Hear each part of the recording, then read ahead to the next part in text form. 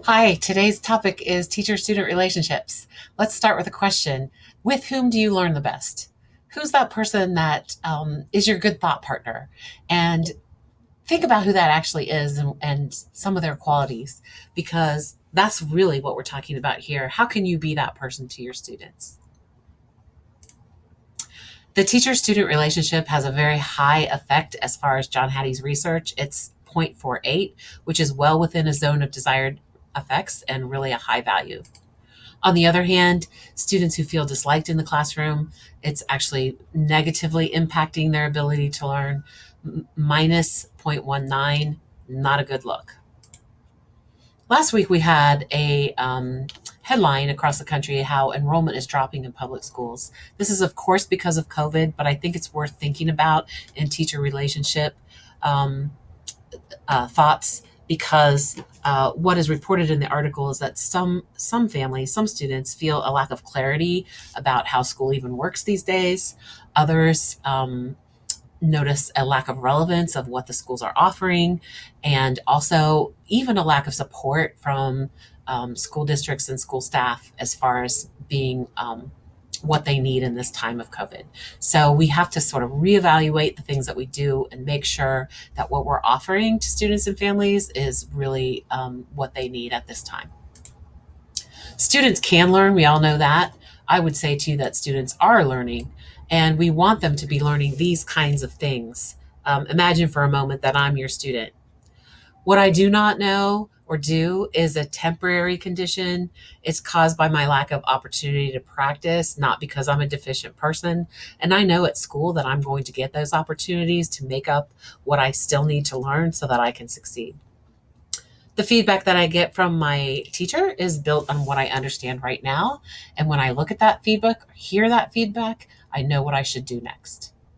In the classroom, my ideas and my participation are valued, and learning is dialogic. It's not just from the teacher to me, but it's in between the teacher and me, and also involves my colleagues in a learning community where we all sort of help each other.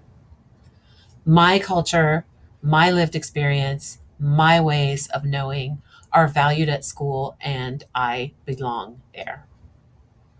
My teacher has unconditional positive regard for me. My teacher, even on my worst day, does not confuse my behavior or my lack of follow through with my inherent dignity as a person. And I know that even at my worst, my teacher is not giving up on me and will be there for me um, tomorrow and in the future. Cornelius Minor has done some interesting research on ideologies that have sort of come into play over the course of the years that are unhelpful to the teacher student relationship. The first of these is the ideology of deservedness. And this means I will teach you if you demonstrate to me that you deserve my time and attention. This instinct leads us to want to spend more of our time with kids who are easier, who seem engaged, who will do the work, who have enthusiasm, who take up every idea that we toss out there. When in fact, it is our job to work with all students, and maybe most especially those who seem like they don't deserve our time and attention, but actually do. The second ideology is called should know. And this is the idea that I withhold some of my best teaching um, to kids who don't seem to be learners, who haven't learned what they should have learned in the past. As one example, I might take a look of a piece of student writing that has terrible spelling and no punctuation and no understanding of grammar, and I might dismiss that writing and that student of someone who isn't ever, I'm not going to be able to turn them into a writer. I'm not going to teach them anything about how to develop ideas until they master punctuation and capitalization, because I hold an ideology of what they should know. The third ideology is transactional gratitude. This is the ideology that prompts me to say things like, I was up until 10:30 last night working. I spent my own money to get materials for this project I was trying to do at school, and these kids don't even appreciate that, and I'm over it. I'm done. I think all of us have had these moments but they are unhelpful to student learning, and they really reflect some important um, issues that we need to work on, such as teacher workload and funding for supplies. However, they should not touch the teacher student relationship.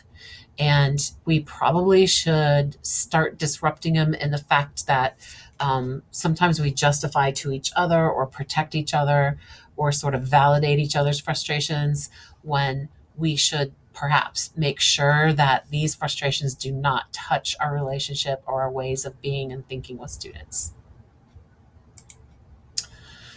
The knowing doing gap is real. Cornelius Minor also mentions that when you start to feel dark and frustrated and negative, it's time to take a step back and make a work plan about whatever it is that's causing your frustration. Some of the things you might want to recommit to, this is by no means an exhaustive list.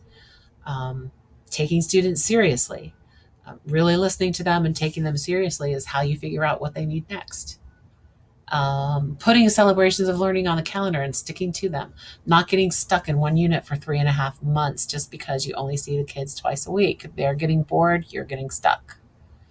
Remembering that your emotional state, whether it's calm, anxious, frustrated, or excited, is contagious to your students.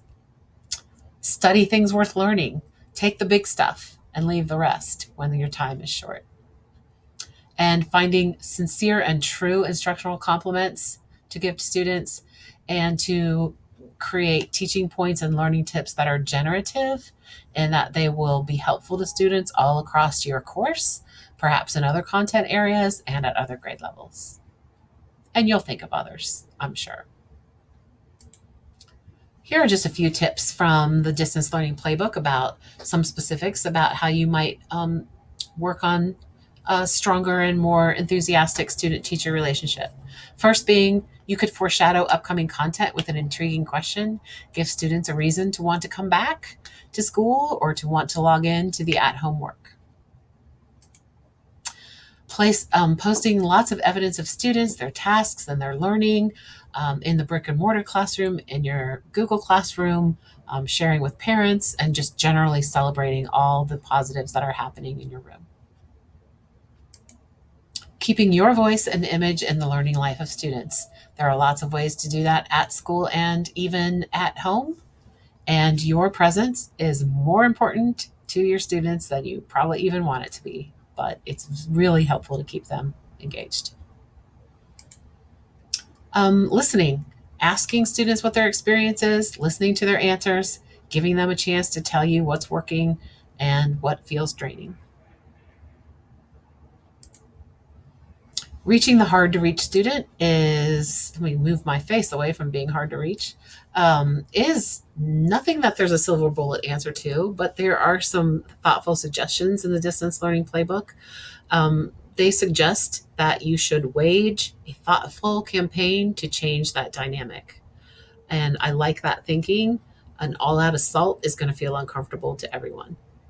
So here's what they suggest. Identify several students, maybe 3, and make a deliberate action plan. Some things you might do: calling students by name, asking them questions, giving an instructional compliment, figuring out a strength that you can build upon, and actually tracking your efforts on paper or in a document, taking a look at the results you get from students and noticing some patterns so you can figure out what to try next. You might also want to try a distance check-in. This is a very generic one.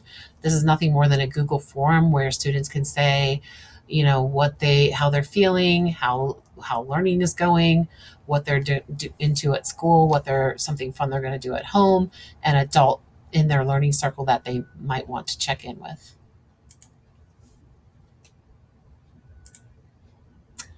This is important work because when students feel that they're getting high quality teaching, it has an effect rate of 0.45, very high, worth pursuing for sure.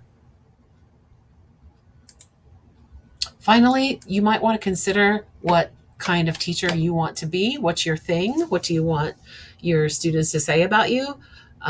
We do a lot of what in your class? A lot of reading, a lot of writing, a lot of class discussions, a lot of projects. hopefully not busy work.